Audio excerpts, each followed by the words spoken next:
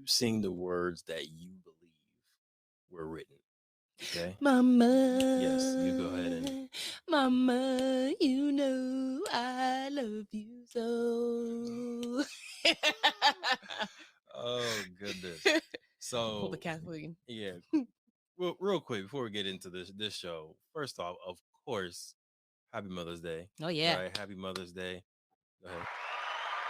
Yes, yes. Happy Mother's Day, all the mothers out there, all the grandmothers out there, caregivers, right? Jair did a beautiful prayer before this, talking about just everyone who stepped into that role. And first off, if y'all ever get the chance to hear these Jair prayers, they will fill up your cup, right? I don't know One why day we we don't should. One record day, why? One day those. we should do one where we start it. Goodness, yeah, because And the he's prayers are very beautiful. And yeah, so long story short, shout out to Jair for the prayers, and shout out to all the moms out there. the TH4 chaplain. Yeah, the chaplain for sure. Number two, first key to success, and we're gonna start off swinging with this podcast, right? So it's Mother's Day, we gotta give out gifts out there. First key to success, right? If you're chasing wealth, if you're chasing your goals, the first thing I need you to do is avoid all brunches with mimosas. I think that's the first key. Oh. I think you would literally triple your productivity if you no longer consume all you can drink mimosas.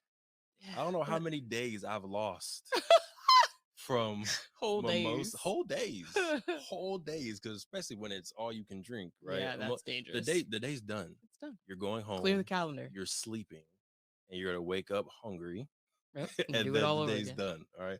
Long story short, we're just coming back from a Mother's Day brunch. I had a nice little nap on the way back. It was You did. beautiful. Yes. Had to wake him up off the couch like, we gotta go. We You gotta know, go do the you know. podcast. It was one of those where you're like, you're asleep, but you hear everything, but you still feel well rested afterwards. Hey, that's good. It was a good one. But Queen, Yes. before we get into the show today, you got a did you know, you got a nugget, you got a little gem for our mothers and for our listeners out there. I do. I do. And it's a good one. I think it's a good one. Anyways, the health nerd thinks it's a great one. Mm-hmm. So let me let you know. Did you know? Did you know that simply by changing the order that you eat your food on your plate, you can not only lose weight, but improve your overall metabolism and metabolic health?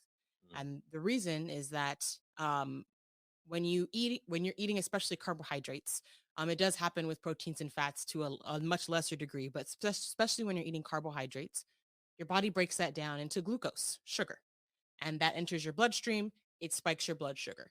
And what we want to avoid is really high spikes in your blood sugar that are followed by really low valleys. Right? So you get that like hyper energy, you feel really energized, but then you crash afterwards. Probably what's happening to us right now.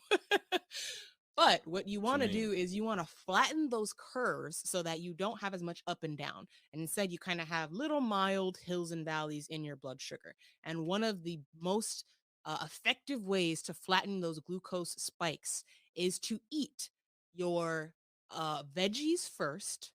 So any type of, it's a salad, that can be broccoli, that can be grilled veggies, that can be cauliflower, that can be artichoke, but eat your veggies first, then followed by your proteins and fats, and save your carbohydrates that are going to quickly turn into glucose and spike your blood sugar last. And simply by changing the order, you can significantly, by 78%, decrease the amount of spike that you see in your blood sugar. And not only is this going to lead to sustained energy from that meal, but it's also going to, again, help you manage your weight better. It can help you lose weight. It can help, it lessens the degree of other metabolic kind of cascading things that happen in the body after you see a lot of increases and spikes in the body. So, eat your veggies first. That's why, if you look at like a full course meal, you typically have your salad first. There's a reason for that. So have a nice salad or veggies first, followed by your proteins and fats, and finish with your carbohydrates. You're going to feel a difference. I've even measured myself and measured my blood sugar after. I do see a difference. So I'm excited to see what long-term benefits come from that. But give it a try. Very simple way to not even change what you eat, but just change the order you're eating. Can make a very big difference. Yes, ma'am. Well done. Thank you for the did you know. there was a day where you were pricking yourself like five, six, Yeah. 7 times, just checking blood sugar, and you were so excited. I know. I feel like he's always concerned when he sees me I pricking, but am. it's like I'm in my nerddom at that time. I'm just like, okay, let me see how Mm, what I love to see what different lifestyle factors can affect your blood sugar. mm, So I'll test it before and after I meditate and see does that change. mm, Before I after I eat certain things, right? Meals with high carbohydrates, meals with low carbohydrates, meals with high protein. I love just to see for my specific body how does my body react to that. It's very telling, and it's just mm. me getting data points and learning about myself and how my body operates. So I love it. So I think you said this was going to be easy connection. I didn't say that. You I didn't say didn't say that. that. Okay, I I said wanted to that last confirm. week. Yeah, Last week, last week was beautiful. I know. Last week was an amazing alley oop. I was like, oh yes, it connects. Yeah, no, this week I was just Um, excited to share the fact. So yeah, good luck. it was a good fact. I'm gonna try to piece it in for y'all, right? Because we're talking about wealth today, and we Mhm. know that health is wealth, and I think there's a lot of connections that we can make between how your body metabolizes food, macronutrients, and micronutrients, and how your personal economy metabolizes money, Mhm. right? And I Mhm. think that that salad, those greens, that's your financial literacy, that's your Mm. foundation. Get So that on, first. yeah, get that first on your pathway to building wealth. You need to consume the financial literacy first. You need to know your own personal budget, your own kind of way that you spend money, your relationship with money, and how money works, right? Mhm. That's the foundation. Your protein, that's what we're going to talk about today. Those are your 4 ways to actually build the wealth, Mm. right? So we're going to talk about real estate. We're going to talk about entrepreneurship. We're going to talk about intellectual property on ways that you can build out your economic muscle, right? Build out your wealth. And then lastly, those carbs, that's your spending I was habits. just about to say that, right? If you Yep. spend first, you're gonna see highs and lows, no Right. money, lots of money. Literally. Yep. Literally, if you learn how to spend money first, even if you get $1 million, $2 million, you'll see that spike Mm-hmm. and then a huge crash because you didn't start with the green. You didn't start with financial literacy and you don't have that consistent muscle of money coming in. So that's what we're gonna talk about today, y'all. I should start a podcast. Literally.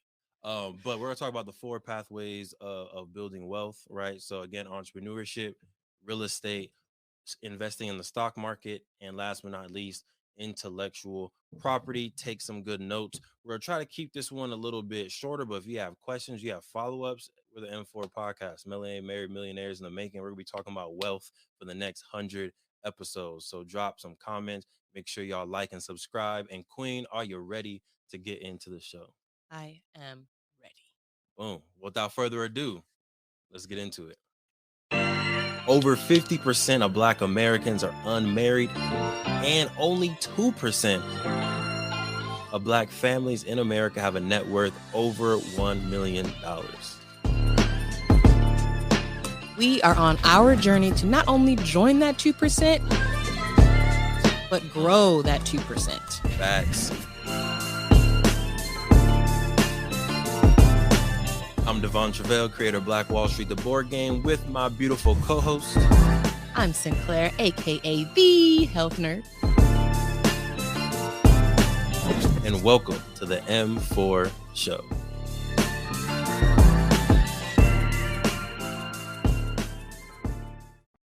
Look, this week we got to get that intro done. We will. This We will. week. Oh, Jair, let's get it. I got the scripts written and everything. We just got to record it. All right. But 4 pathways of wealth, and when we're talking about wealth in this sense, Sinclair, we're talking about monetary wealth. Yes. Okay, we understand that holistic wealth, right? Your relationships, your spirit, how you feel about yourself, your self-esteem, all that beautiful. Mm-hmm. We'll have other episodes to talk about that. But today we talking about the bag. Okay. Today Dollar we bills, talking about the y'all. bag. Throw it in the air and then I pick it up. Hey. Throw it in the air Hey. and then I Hey. pick it up. Hey. Okay. Wake it up. Hey, wake it up. Hey. Oh, this is us. Literally, she made up a song about Target earlier today. Okay, y'all want to hear it? Okay, here we go. I'm so sorry. Tarjay, Tarjay, Tarjay, Tarjay, Tarjay, Tarjay. Uh, Oh, I forgot it. we got clothes small and large A. Something like large A was how you It brought it was in. That's all I Tarjay, remember. Tarjay, Tarjay, Tarjay, Tarjay, Tarjay. Everything you need, all sizes, small and large. Ah, y'all, come on, come on. Rock with me. Oh my goodness. All right. So, but get back to it. Today we're talking about securing the bag, wealth in 4 areas. My favorite area is entrepreneurship, right? And I did a little bit of a workshop on this with some scholars earlier. And according to Fidelity, which is a financial advisory or financial institution, they said that 88%, Sinclair, 88% of I was gonna self-made say I know this stat. millionaires. You want to finish it? I said most of it. Go ahead. You sure? Yeah. Okay. 88% of self-made millionaires are entrepreneurs in America, right? So if you're thinking about what are you laughing at? Go ahead. I was just thinking about like before you kept going with it. When you said like 80, I was like, I could have finished the fact, but you were already too far into it. So it wouldn't have been very fruitful for me to just be like, our entrepreneurs. Hey, get your shots up. Get your shots up. But 88% of self-made millionaires are entrepreneurs.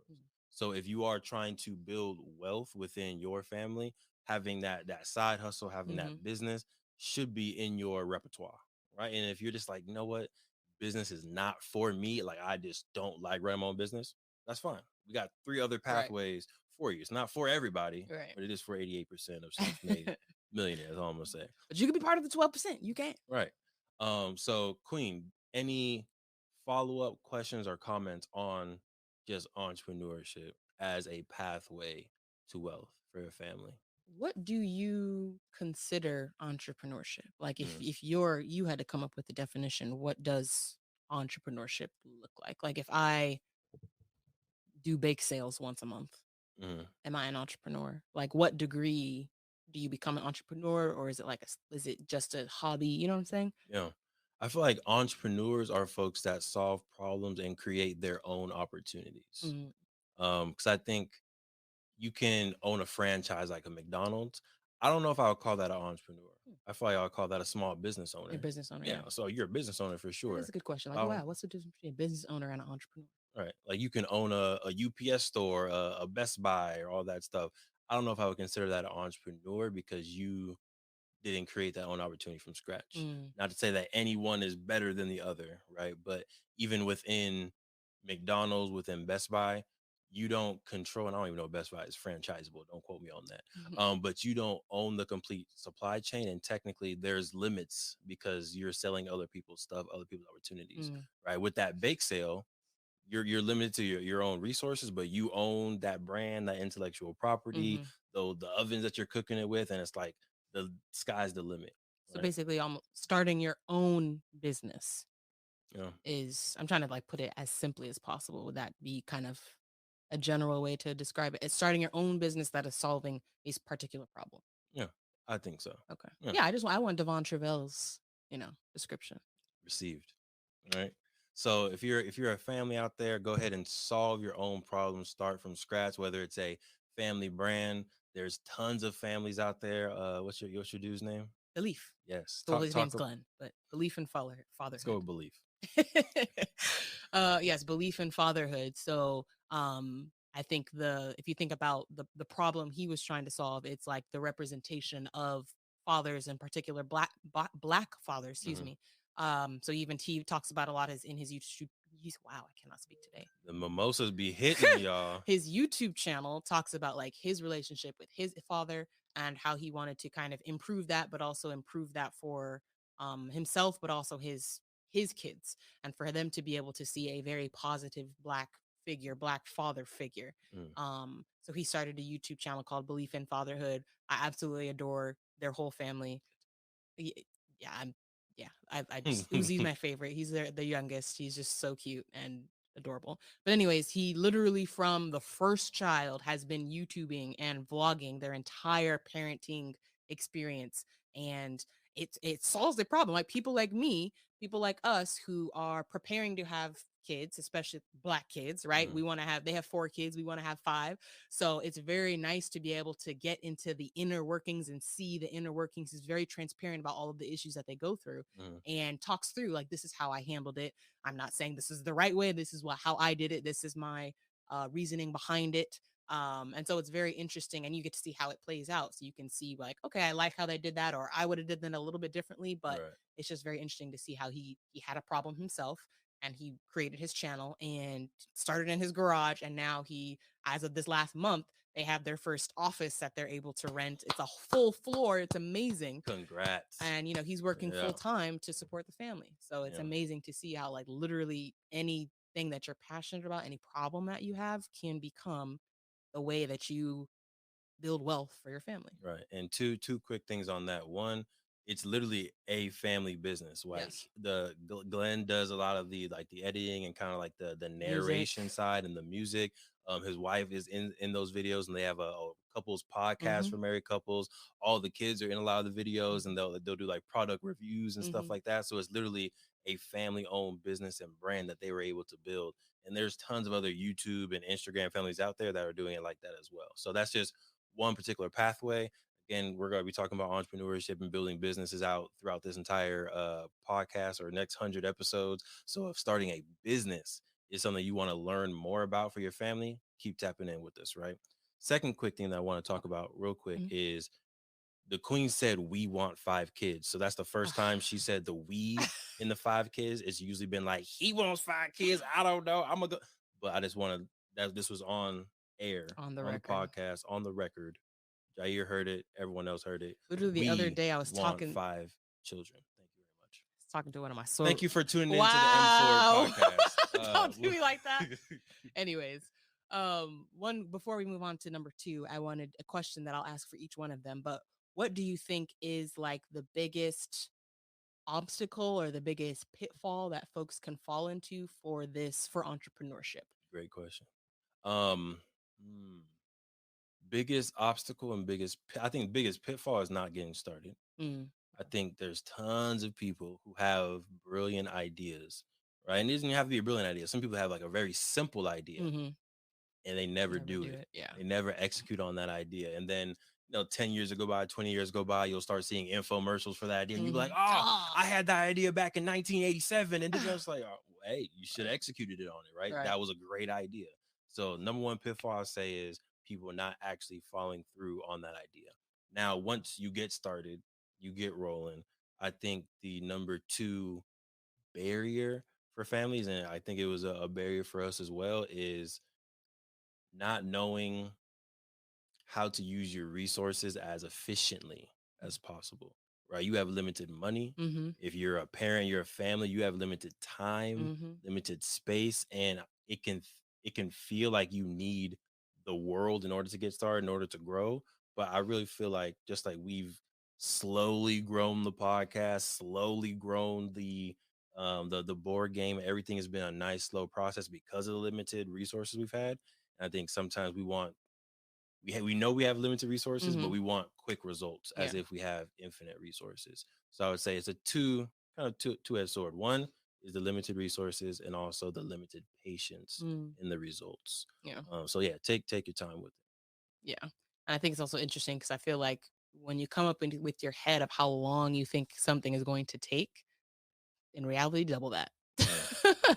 Like I just feel like, and I That's feel a like that's fact. that's part of the struggle is like you start and you're like, okay, in 3 months, I mean, like me, right, as a health coach, in 3 months, I'm about to have 5 clients. Mm, And it just doesn't happen like that. And it actually takes way longer. And then you get discouraged. And then you're yeah. like, all right, I guess I'm not supposed to do this. And it's like, that's not it at all. It's just that it's going to take longer. The timeline in your head is arbitrary, right? You don't have anything. If this is your first time doing it, you don't really have anything to base it off of. You're Yeah. just thinking, okay, I think I can do this, but it's arbitrary, right? When you actually put it into practice, you see how much work it actually takes to acquire a client or to get Right. somebody to buy a board game or to get a contract. And then I think you have a little bit of a better idea of how long it's going to take moving forward. But yeah, I think patience is that has been probably one of the biggest lessons that I've learned from the entrepreneurship journey. Yeah. Gotta be patient. Yeah. Um, I think that's why we came up with that phrase, see us in 10 years. Yeah. To 10 to years. remind us, okay, at least 10 years. And when you look at a Eric Thomas, even when you look at a Glenn, and when you look at Yeah. a Beyonce, like when you look at all these people who are great and they have achieved great things, they've been rocking for a while. Yeah.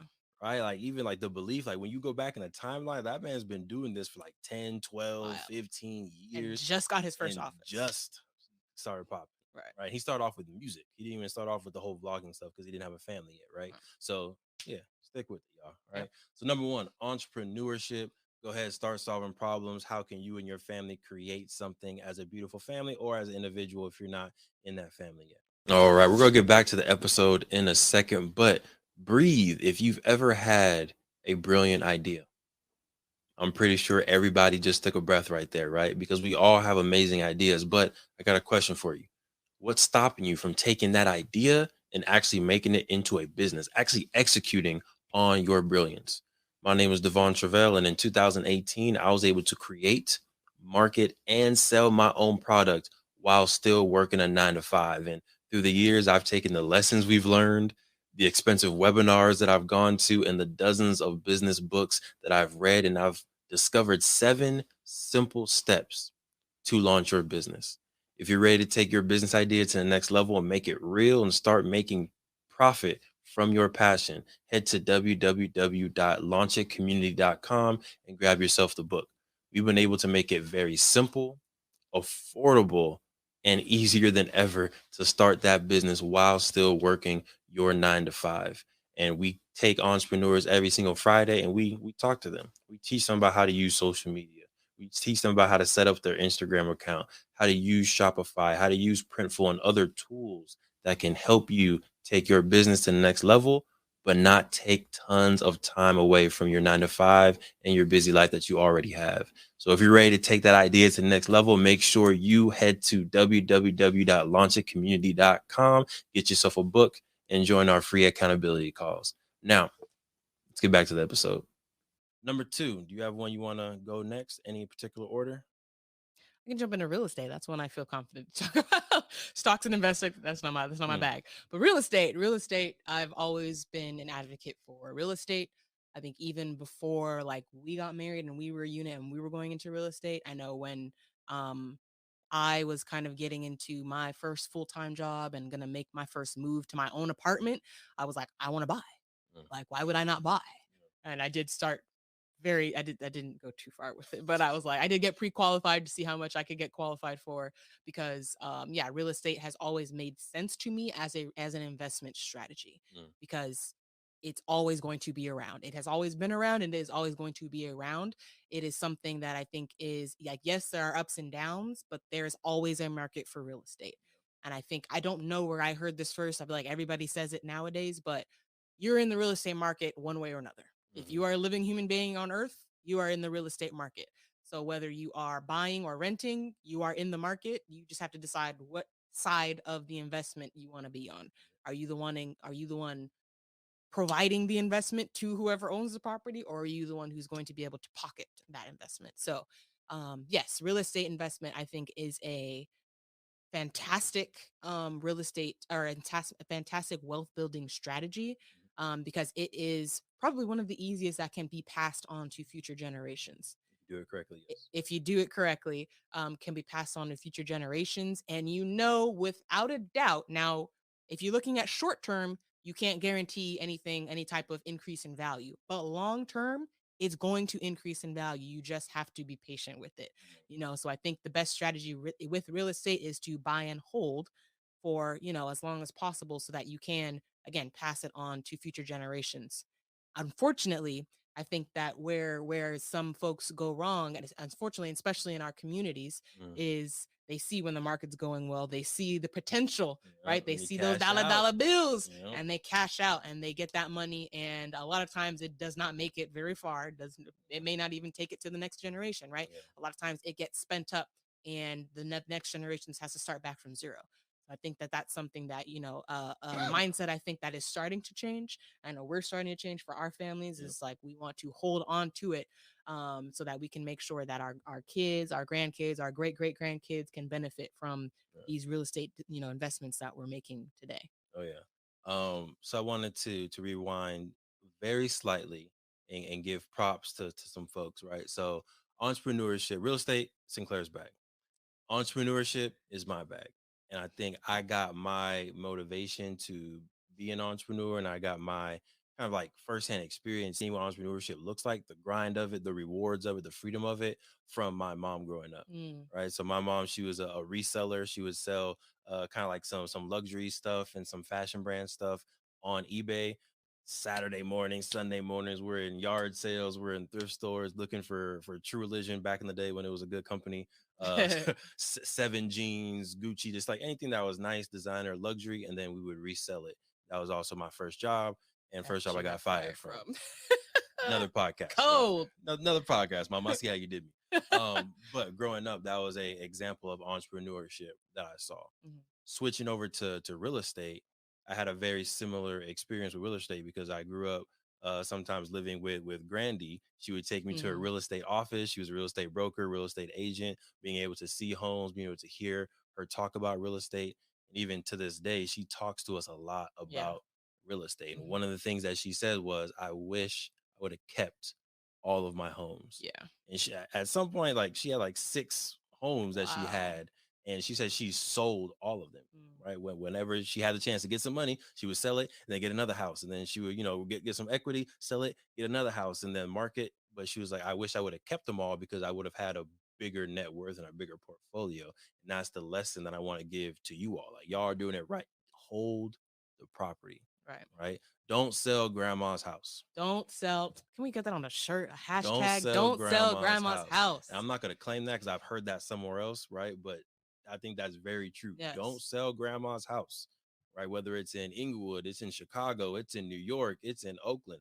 Don't sell grandma's house because you see the ups and downs that we go through in the market, the waves of gentrification. Hold that house. Kids can stay there during college. All right. You can have holidays there. The equity will go up. You can now leverage that house to buy your other houses, but still holding on to it. Don't sell grandma's house. And you mentioned a key word there, gentrification. And I think that that is an interesting part of the equation because it's going to happen Yeah, regardless, right? It happens. It's a natural part, I think, of the economy. unfortunately. Yep. Um, and so again, we need to make sure we are on the right side of it. Yeah. And what I mean by right side of it is if we, the people who are in the communities, who are a part of the community, stay in the community, right? We can now be the ones who are building the community and having it, increase in value without trying to push everybody out, right? Because that's the bad part, that negative connotation to the word gentrification that exists now is that other outsiders, right, are coming into a certain neighborhood trying that is growing in value and basically kicking out those who are local to that neighborhood so that others can come into the space, right? Uh, And that's it's a very unfortunate. But if we are able, the ones who are in the communities are uh, able to hold on to the value, we can not only be the ones to benefit from the investments that are making and the increase in value, but we can make sure that we are having fair practices and we are not kicking out right. those local community members. So I think it's very important that as things are, if you have a property that is increasing in value, that it's for a reason, right? It's probably an up and coming area. Hold on to it. There are other creative ways like HELOCs to where you can get access to capital without actually selling the property, but hold on to it, right? And if it's sometimes it's pressure from the older generations who want that money. Mm-hmm. Again, we can get creative of getting some renters in there and have that money go to the folks who own the home, have it go to grandma, right? Right. So that they get that monthly income, they can do whatever they want with that. But yeah, I just think it's so important for us to start to change the paradigm of selling the house as soon as it gets some value. Right. Got to start to hold on to it and not and look for the delayed gratification, and Yep. that's delayed. Like it could be Delayed. delayed to the next generation, but I feel like we got to be willing to make that sacrifice when it's feasible. Yep. So I want to talk about, and you can talk about this, but the different ways to invest in real estate, Yeah. right? The different types of properties that people have the opportunity to purchase. Right. So, I mean, there's the way of, you can buy multiple single family homes and you get folks in those homes and renting and you get that income. That's one way to do it. Another way is to invest in multi-family properties. So this is where you have a 2 to 4 units is considered a multi-family. So you can get a building with 2 apartments in it. You rent out both. You can even live in one. This is a real estate hack that a lot of real estate investors start out and are able to kind of catapult their portfolio is to live in one and have the other pay the mortgage for both units. So you're Yeah. basically living rent free. Shout out to the Walkers who did that. They're coming on the podcast eventually. They'll talk about their experience. Yep. And you can do that from, again, a 2 unit all the way up to a 4 unit. Once you get past the 4 unit, you're into commercial properties. So that's 5 and above. And that will typically take a little bit more money up front. But again, whew, so if you get in the right market, and if you're in California, you got to have some real dough to be able to do this. But if you're looking at places like Chicago, places like Detroit, places where the money goes a little bit farther, those are great places to do commercial type properties where, again, you're putting like 20% down. You can go in as a group, right? You should do real estate investments as a company, as an LLC, right? Get together with some folks, put your money together, go in on a commercial property, and that can be great mailbox money, as we call it. Mailbucks. Mailbucks. Well, that's good. Mailbucks, right? Get your mailbucks, bucks in the mail. Yep. Yeah, you can get thousands of dollars in every single month for doing absolutely nothing. Yep. That's what I love about real estate is it's all upfront work, right? You're doing a lot of the grunt work up front in terms of finding the property, fixing it up if it needs it, renovating, refinancing. But after that, I mean, aside from, especially because if you get a property manager, you're hands off. You just get money every single month, and it's really just about managing the finances and the maintenance and stuff like that. But yeah, you really have the option of managing the property yourself. You find the renters, you collect the rent, you fix any issues that the tenants are having, or you can outsource that to a property manager who typically will take 10% of the monthly rent, but they do everything for you. So they collect the rent, they find your tenants, they deal with pretty much everything. So that's the route we're gonna go for our properties. Um, Pray for us. yes, yes. There are other ways to invest in real estate that I'm not too privy on. We'll probably bring somebody on who's familiar with Definitely. that. But there are like they're called REITs, real estate investment trusts. I think that's what it's called. REIT. That's one way to get into it. Wholesaling is another way. I'm not even going to try to explain what that is. I No. just know that it's a way. So Google wholesaling. But those are some ways you can get into real estate investing without actually buying a property. No. There are ways to invest in real estate without physically owning a property. But yeah, those are some of the ways that you can get into real estate. Well done, Queen. Thank you. So, if y'all want to learn more specifically about real estate, let us know whether it's the wholesaling, whether it's the commercial real estate, and we can bring some folks on Yes. that we can learn from, but of course that y'all can learn from as well. So, let us know what questions you got about real estate. Moving on, let's go with stocks Okay, that's all and you. investing. Yes. So I put stock/investing because there's so many different things that you can invest in today. So one, there's the general stock market, right? For those that don't know, if you're a public trading company like a Apple, like a Pepsi, like a Coca-Cola, they have stocks where you can buy into it and now you own a piece of that company. Some companies give you kind of like profit shares and dividends to where as they make money, you also make money equivalent to how much you own. Other ones, you just own the stock. And I'm holding a piece of paper because back in the day, there used to actually be pieces of paper that you would buy, right? But as the stock value goes up, as that company values goes up, then you own a share of that company and your value also goes up, right? Can I hope this doesn't derail the conversation so much, but I find it very interesting, and I know that you're a history person, the history of stocks. What was Yes. the original stock? So I don't even want to go into Okay, that a rabbit rabbit hole? hole because Okay. I'm gonna go into it and then Jair's gonna be like, Devon, you said it was gonna be a short episode. And I'm gonna be like, it was, but then the queen asked a history question. My And bad, then we're my gonna bad. Okay, be another episode. yes, I literally have an entire course that I taught on the history of the stock market. So if you go to IMIfoundation.com, you can literally enroll in that course for the history of the stock market and learn that full story for like $7.99. That was an accidental plug, but actually go to that course, IMIfoundation.com. But so there's stocks, and you can invest in individual stocks into an individual company. You can invest in ETFs or mutual funds or index funds, which basically means that they take similar companies, similar stocks, and they put them into one portfolio.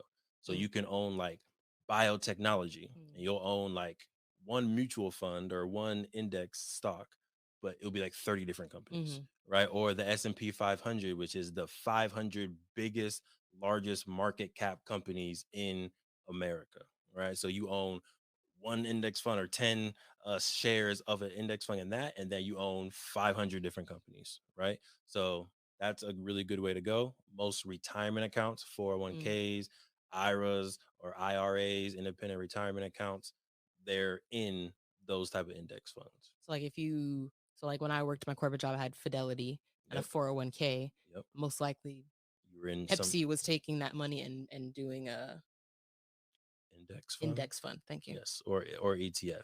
Now, I think Pepsi, which some companies do this and it's a good thing, some companies do this and I think it's really just self-supporting, Hmm. but they'll take some of your retirement money and they'll buy Pepsi stock with it, right? And then as Pepsi stock goes up, yes, your value goes up and Hmm. it helps them, but if Pepsi stock goes down, yours goes down. So They're like, ah, that's sorry. right. So I don't.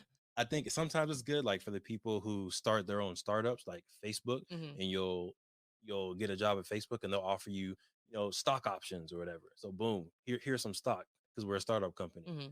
For a lot of those people, it worked out Right. really, really well. For others, not so well. But long story short, we're gonna bring someone on specifically to talk about stocks. I want Star to come back That was because in her episode we didn't even get to stocks. no, we did We not. just talked about SOPs. Yeah. But she's an amazing stock investor and she teaches folks how to get to the bag. So we gonna bring her back, talk to y'all about stocks. The other side of investing, which is going crazy in the last 10 years, is Dope. cryptocurrency. Right. So we've had a beautiful blessing in being able to invest in certain cryptos as well. Cryptocurrency, not going to fall into that rabbit hole of We need an what episode it on that. is. Definitely an episode on cryptocurrency and NFTs, but it's another way to invest in a coin or a digital asset. And then just like the value of the stock market, right? If a certain company's value goes up or if a certain value of a coin goes up and you own those coins, then the value of your coins that you own also goes up. So we were able to make some money from Bitcoin. Look, I'm not the person who is into like researching all of this stuff because I know he is. So I'm just like, as long as one of us is, cool. I co-sign whatever you do. I trust. Do what you need to do. Buy what you need to buy. I trust you. Get us the bag. But I do understand that in the grand scheme, I think we are looking at a very big shift in how money is used and viewed in the world right now. Mm-hmm. And if you are not in crypto, I feel like you are either going to be a beneficiary of this time, or you're going to be late to the game and wish that you had. Mm. Because I feel like it's only inevitable that this is going to become the primary Yeah, way that we're dealing with money. we're moving into a literal digital Right. age. So I feel like I think a healthy level of skepticism was okay like last year. But I feel like at this point, you need to be in this game. Otherwise, you are losing out on this opportunity to really, again, build this wealth. Mm. Don't you don't want to have to tell your kids the story of like, oh man, and then the digital age of crypto came around, and This old person I voice. don't know because this will be later. Who knows what we're gonna sound like when we're 80. But I wish I had got in, but shut up. Your voice just sounds like you were a smoker for 70 years. Just, oh yeah, I wish I would have. Anyways, Oh man. get in the game, even if Yeah. it's just dibble dabble, right? I'm not saying bet your whole life's fortune, but put like $200 on and see what happens. But get in the game. You got to get in the game. Don't wait until it's too late to what if once it's normalized in society and you feel comfortable with it, that you like I feel like at that point you've probably lost the opportunity to really get the most bang out of your buck. Yeah. So I understand the level of skepticism. I know that there's a lot of people that think that this is like a phase that's going to pass, but I feel like we're seeing and hearing more about. I literally just read about Gavin Newsom, governor of California, Mm-hmm. passing something that's going to. I feel like it. Long story short, they're going to look into how to make it more integrated I'm doing. into society. So once the government and things start getting involved, it's about to be like this is about to be cemented. So you need to get in the game. Oh yeah, 100%. Yeah. And you can get into crypto very easily. So and stocks. There's an app called Robinhood, right? And this is not a sponsored post of Robinhood, but literally you can go on Robinhood. You can start investing in stocks. You can get fractional shares, which means if a share of Apple costs, I don't know what it costs right now, $2,000, $1,200. You don't need $1,200 to buy that share. Mhm. You can buy it. A tenth. Yeah, a tenth. You can $2, $10, $100, and now you own a fraction of a share of Apple. You keep on investing $100 a month, and then eventually by the end of the year, you now have a full stock, right? So definitely do some research. But on Robinhood, you can also buy some cryptocurrencies as well. So if you want to just kind of dip your toe in, see how it works. Do your research. We are not professionals, right? But I'd say you want to get in the stock market somehow, some way. The best, most comfortable way to do it is the long-term investing in index funds, Mm. right? Open up a Vanguard account and just every month, just like a savings account, $200, $100 for the next 10, 20, 30 years. This is the calculations I do with my students. So Mm-hmm. if you open up a Vanguard account and you start investing into the S&P 500 and you invest $300 a month, Mm-hmm. right? You invest $300 a month for 12 months, right? It's a year times 10 years, right? You would have $36,000 in cash, Mm-hmm.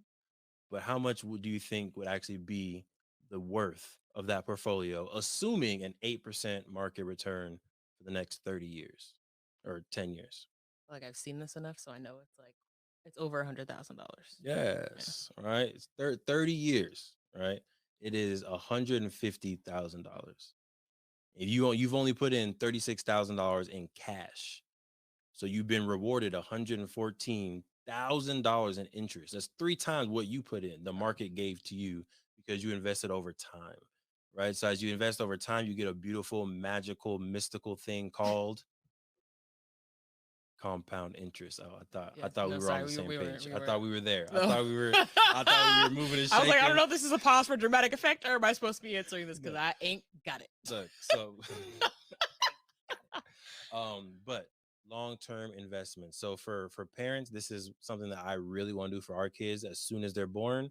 Open up an account for them, an investment account for them, and just invest whatever you're Mhm. able to for 30 years. By the time they turn 30, give that account to them. And if it's $150, if it's $50,000, if it's $500,000, It's right? money. It's money. Imagine if you, as a 30-year-old, you knew you had $200,000 waiting for you as soon as you turn 30 to buy your Mm. house, to start a business, to buy Pay land, off student loans, to whatever you pay want off to do with student it. loans, to travel for a year. Like, imagine if you had that. I want to gift that to our kids. Mhm. I want to gift them those possibilities. Possibilities. Sounds I good, thought man. we were having a moment. She's Olive Garden can always has to find its way into our conversations. But I'm trying to look up this crypto thing for Gavin Newsom because I'm interested. What's the next topic, Queen? It is intellectual property. Fourth and final investment strategy Yeah, is okay. intellectual property, IP. California governor signed executive orders shaping cryptocurrency regulation in the state. Mhm. Oh, yeah, I'm gonna read this. Ooh, let's see. You're welcome. To create transparent and consistent business environment for companies operating in blockchain that balances the benefits and risks to consumers. Oh yeah, I'm about to read that in a Mhm. second. Nerd time.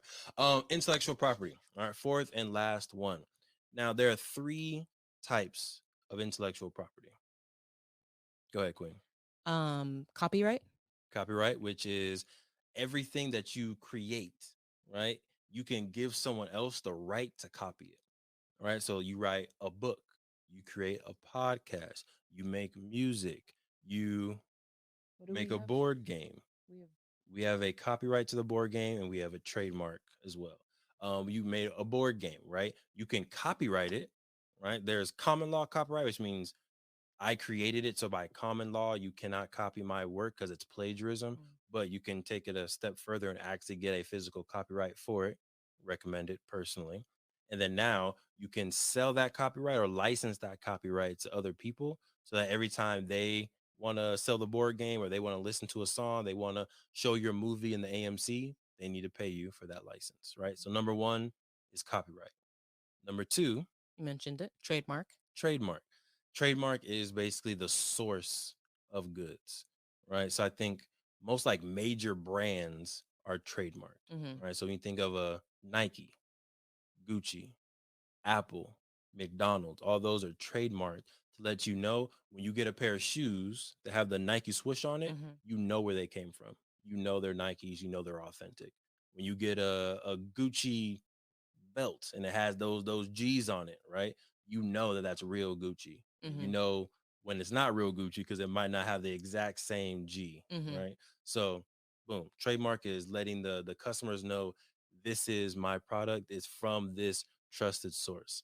A I was just gonna say, I feel like the purpose of that is so that they know that they can expect the same high quality everywhere around the world. I exactly. think about McDonald's, there are thousands, right, if not millions, around the world. Mm, So you want to know that McDonald's in Germany is the same. You're going to get the same quality of Big Mac as McDonald's in Inglewood. right. Yeah. Exactly. And so one of my favorite movies is American Gangster. And there's a scene in there with Denzel where he's talking to one of the other drug dealers. Forgot who what the other Cuban Gooding Jr. I think. Mm, Cuban Gooding Jr. had like taken Denzel's product and he was using Denzel's brand name. mm, Right. And Denzel was like, Blue Magic. That's a brand name. I stand by it. I protect it. I trust it. That is my name. Customers know what to get when they get this Blue Magic. And if they get this, you're stepping on my name, mm, right? So it's literally he was saying like Blue Magic is a trademark, mm-hmm. right? It is a brand, and customers know exactly what they're going to get from Blue Magic, from Nike, from McDonald's, and that's why you cannot take that trademark and then try to sell your own product, and it's not the same. That's Right. trademark infringement now. Mm. Okay. Third one. Patent. Third one is a patent, and I explain a patent as kind of like a recipe. Right? Like a dibs. Huh? Like a dibs. Explain that. Like, you know, when you're kids and you're like, I call dibs Mhm. on something. Like, I mean, it could be like the front seat of a car, but it could also be like, I feel like when you're young, you might do it on your crush. You did that on me. Mhm. You call dibs on something like, I want that. I had it first. It Mhm. was my idea first, Mhm. type of thing. I feel like that's basically the adult legal version of what a patent is. Cute story. I disagree. Um, very cute story. Yes, I did call dibs on you. Got her. But I feel like the reason why it's not quite dibs is because kind of dibs, but you need to actually design it. Mm, So you need to. This example would be okay. I call dibs, but I call this because this is the exact future that I see with this woman, mm, right? We're going to have 5 kids. We're going to live in this house. We're going to laugh every single day, like build out this entire life. And it's like, this is the recipe for the life that I have for this woman. mm, I call dibs, mm, right? So you can't just be like, I'm going to design that, but you have no plan for it. mm, You need to actually have a specific plan and it needs to have a unique use case to it as well. mm. Right. So that's why I like to call it more like a recipe, right? Because your grandma, your mom, they throw down. They got a Mhm, recipe. They mhm. got a very specific way that they make their chicken, their waffles, their salad, their Butter rolls. butter rolls, right? Whatever it is, they got their very specific way that they do it. They write it down. Well, they don't write it down, but if they did write it down, right, they would have that recipe, and then they can sell this recipe or AKA patent, a specific way of making something. They can then sell this to a Betty Crocker. They can sell this to a Apple. They can sell this to a Harmless Harvest, and now that company has the license to make it the way that grandma made it, right? So that's what a patent is, right? So maybe you don't necessarily want to be an entrepreneur. You don't want to have your own business. You don't want to worry about doing the branding and all that stuff, but you're a brilliant mind and you can figure out how to put stuff together. Make a patent Yeah. and then license that patent to other people. And you can just sit back, relax, collect the checks. What do you call? I've been missing my question. We're gonna go back and ask the same question about the obstacles. But what do you call someone, or if we have time, what do you call someone who does that like full time? An inventor? I guess. But what do you think is the biggest obstacle or pitfall with investing in or having intellectual property be a way to build wealth? Yeah. Um, I think it's two things. I think it's one, the the legal paperwork it takes specifically for a patent. I think it does take a level of education, just access to be able to know how to legitimately file a patent. Mm-hmm. Copyright's relatively easy. Trademark has been a little difficult. So I feel like that biggest hurdle is the legalities and bureaucracies, Mm, which I'm sure is on purpose yeah. behind getting those intellectual properties. Number two thing is I think specifically for a patent, you need to find and actually get connected with someone who can use that patent and add value, Oh, okay. And right? actually make it seem useful. Exactly. So you have this brilliant idea. I want to do headphones that are disconnected from the phone and you can listen to music and make calls, walk around, and you don't need to be connected to the The music. wires. No wires, right? Which was an idea that me, Ryan, and Javon had in 2014, way before AirPods ever came out. We had the drawings, we had everything done. And what we should have done is we should have Filed filed a a patent. patent. Mhm. We should have literally filed a patent, but we didn't know about intellectual property back then, right? But we could have gotten that idea. But it's like, okay, who do you sell that to? Do you sell it to Apple? Do you sell it to Google? Do you sell it to Sony. Sony? Like, who do you sell it to?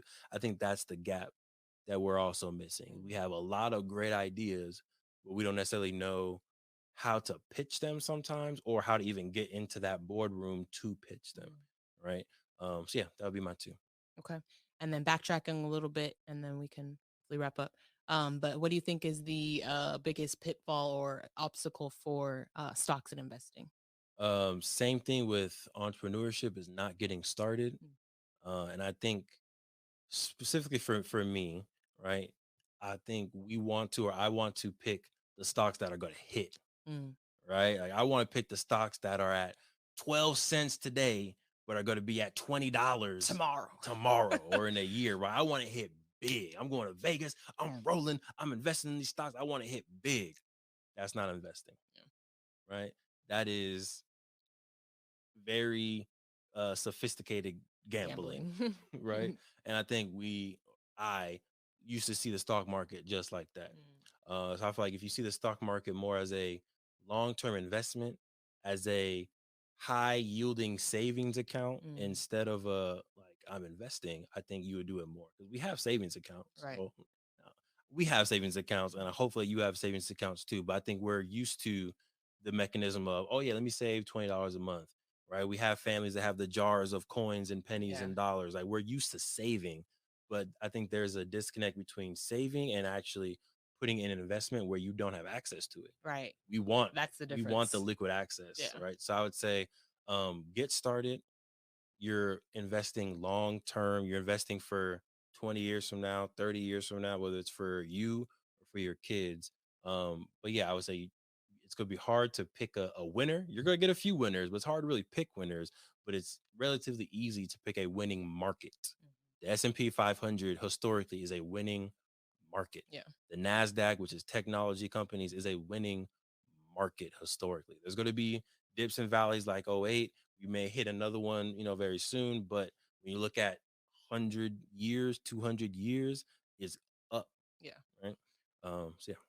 And then lastly, I can talk about the real estate one. Kind of the biggest What do you obstacle. think the biggest obstacle or biggest barrier is for investing in real estate?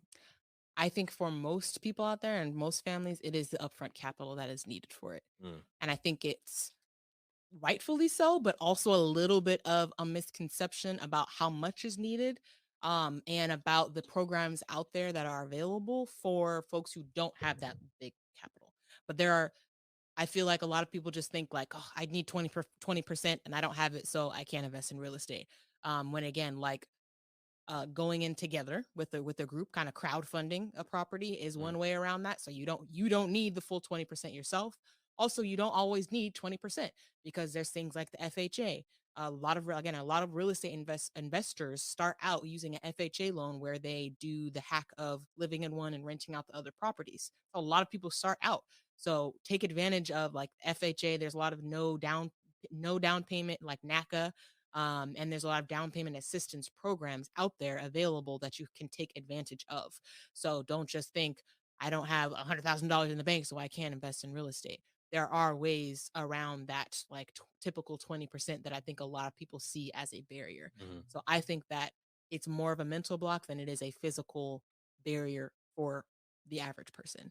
But I think that that's probably it. To your point, it is not getting started in the first place because they think that they need to have $1 million in the bank to be able to start in the first place. And I think that's a misconception. Yep. Well done. So get to the bag, y'all. We just gave y'all 4 pathways to wealth. We got entrepreneurship, we got intellectual property, investing in the stock market, and last but not least, Real estate. real estate. Right. My name is Sinclair, and I'm a functional diagnostic nutrition practitioner who has created a program that takes a deep dive into your hormone levels and your overall metabolic health to create a highly personalized weight loss protocol that will have you lose up to 30 pounds, gain energy, and have you feeling so good that you go into the back of the closet and pull out that freakum dress. We all have one. So if you are ready to invest in the last weight loss program you will ever need, go to queen2queencoaching.com and book a discovery call to figure out which queen to queen package is right for you.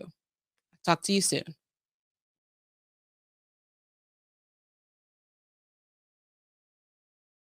A real quick ask declare as we wrap up. Jair, I try to get us out of here soon. I don't know what happened. Time. But as I asked Declare, do you think folks should pick one lane, two lanes, three lanes, four lanes, right? When they're thinking about building wealth for their families, how many lanes should they be in? I think that it depends. I think that's the best way to answer it. Okay. Um, I don't think you need to be in all four. But being in more than one is probably a good idea. And again, you also don't need to be more than one to start off, right? Yeah. Start with one. Start with whatever feels like the you feel the least resistance towards, Mhm. right? So if you feel like, oh, okay, like I know a little bit about real estate investing, I have an uncle or I have a friend or whoever is doing that can teach me about it or find a mentor, then go that route. Or if you already own a home and you're looking to actually get into it as an investment strategy, that's probably good because you're already familiar with the process of buying a home. Um, if you're already dibble dabbling in stocks, like, or if you, that's an easy way to do it, like an app. Like there's a very low barrier of entry Mhm. to like investing in the stock market. So find whichever one you feel like, okay, I could do that and start there. Do that for a little bit of time, get comfortable with that, and then start looking at what other strategies you want to go to. But I do think that it's wise to have more than one investment strategy because of what we talked about earlier. There are things that happens in markets, in economies that you can't really predict. So I think the best way to make yourself recession proof Mhm. is to have a diverse investment portfolio, right? Yeah. So if you're only investing in real estate, that's great. What happens if the housing market crashes? Mhm. You need to make sure that you can still maintain your lifestyle. The likelihood of every single investment strategy that you have flopping is low because there's always going to be something that's still popping out there. So I do think that it is wise to be in more than one investment strategy, but I don't think you have to be in all. I think pick your uh pick the one that you resonate with the most, pick the one that you can see yourself doing. I mean, if you have a partner, maybe you split up the kind of the task. And then I'm typically the real estate person. I do all the researching. I get really deep into the researching. I like doing that type of stuff. And he's like the entrepreneurship, intellectual property. I'm getting into entrepreneurship obviously because I have my own, we have our own business. But I learned everything pretty much from him. So Nice. definitely, you can divide and conquer as a family, as a partnership.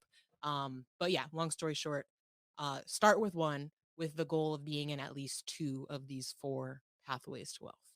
Yeah. Agreed. Um, well, let me see. I have a slightly different one. I, Okay. I I do somewhat agree.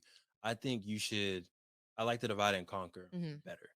I think personally, if you have a family, one person should be a master, be a very focused person on one, and then the other person take another one, and that way your household is diversifying. Hmm. I also feel like you should probably be in all of them, but you should have one that's a actual intentional strategy to building wealth that you're like actively doing, Okay. right? Like, because I think you should probably own your house.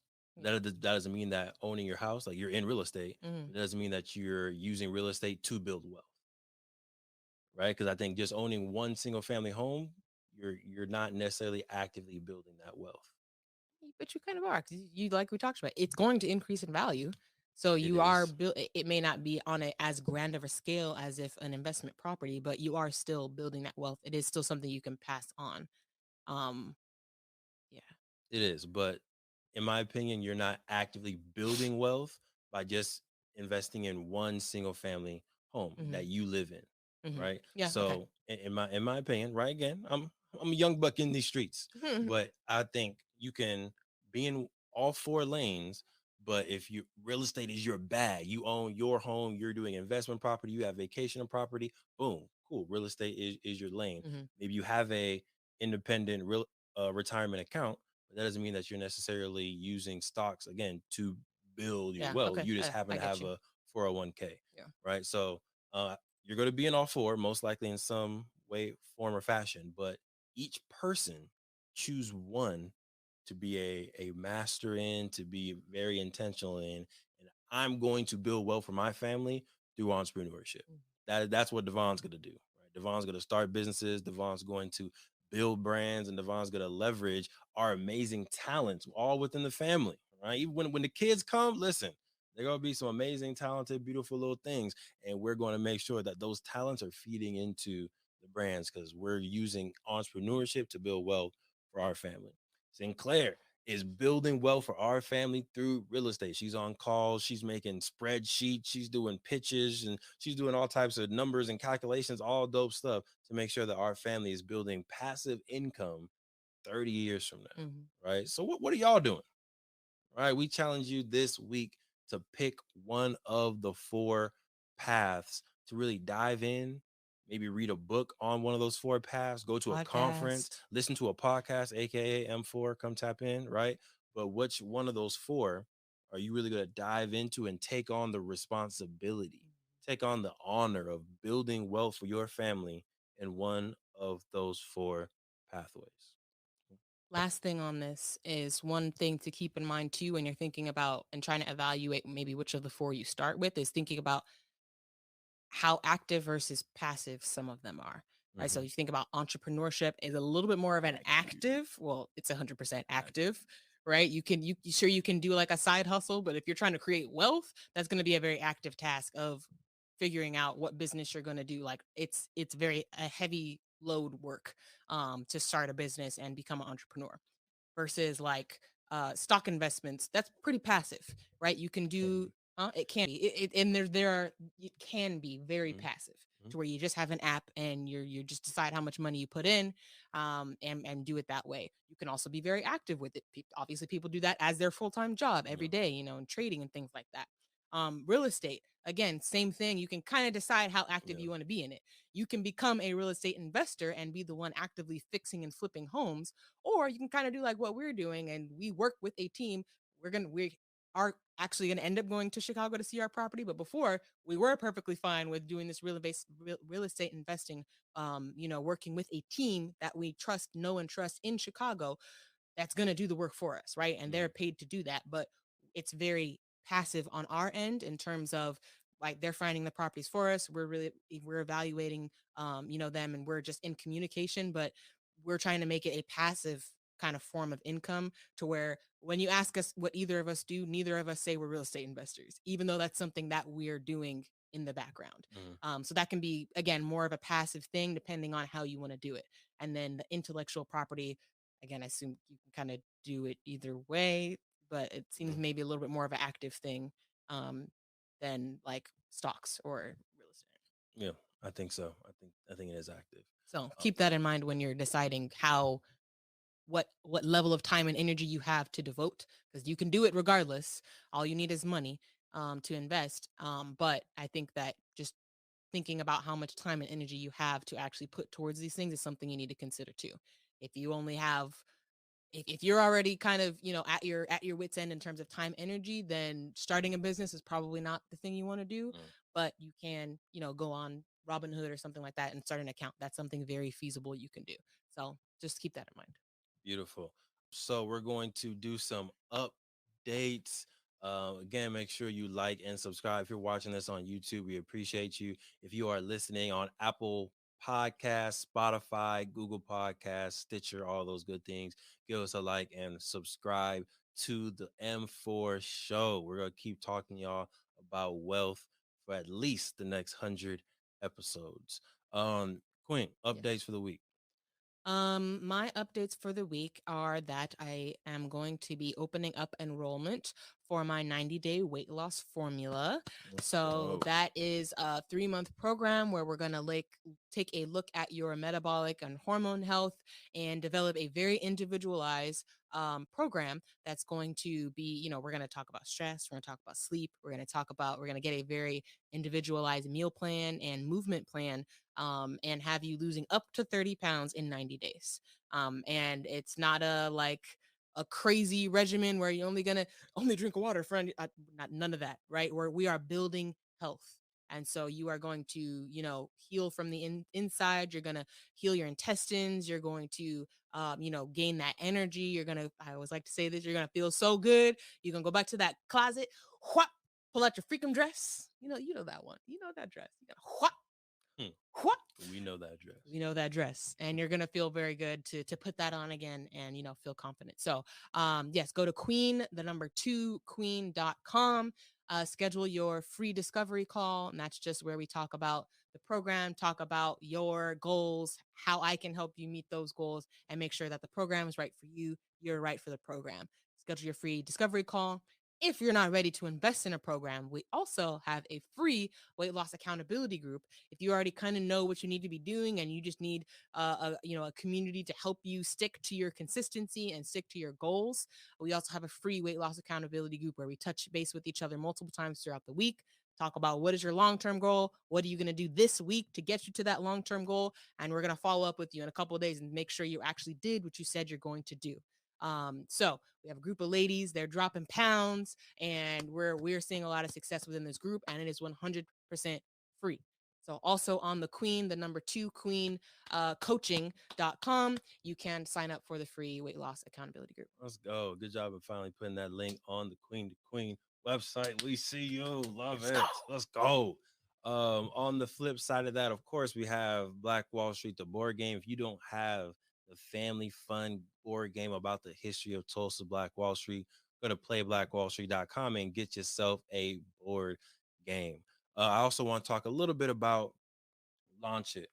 Right. So every Friday, 7 a.m., we're meeting with entrepreneurs to help them build out their business, including the Queen right here is one of our shining stars within the community. So if you want to start a brand or a business for your family or for you, use your talents, use your gifts, and be able to put that into a purpose-driven company, go ahead and launch it. You can go to launchitcommunity.com, sign up for the free accountability calls, as well as grab your book today. All right. So, Queen, King, Queen, King, Queen. King. We appreciate y'all for tapping into the show. We are on the tail end of the rebrand. So hopefully within the next 2 weeks, you're going to be able to have a full M4 experience. M4 standing for Melanated Married Millionaires in the making, because that's what we are. And we hope that's what you are as well. Thanks for tapping in. My name is Devon Truvel, creator of Black Wall Street, the board game. My name is Sinclair, a.k.a. Theee, health nerd. And we will catch you next time. Peace out, y'all. Thank you for tuning in to the True Health Forever podcast. We hope you learned something valuable that you can take and implement into your life. Now, we've all heard that sharing is caring, and this podcast is no exception. If you enjoyed this episode, please share it with a friend, a family member, a coworker, a stranger walking down the street, anybody who you think can level up from this message. As always, we appreciate your support, and we'll talk to you next week. Be well.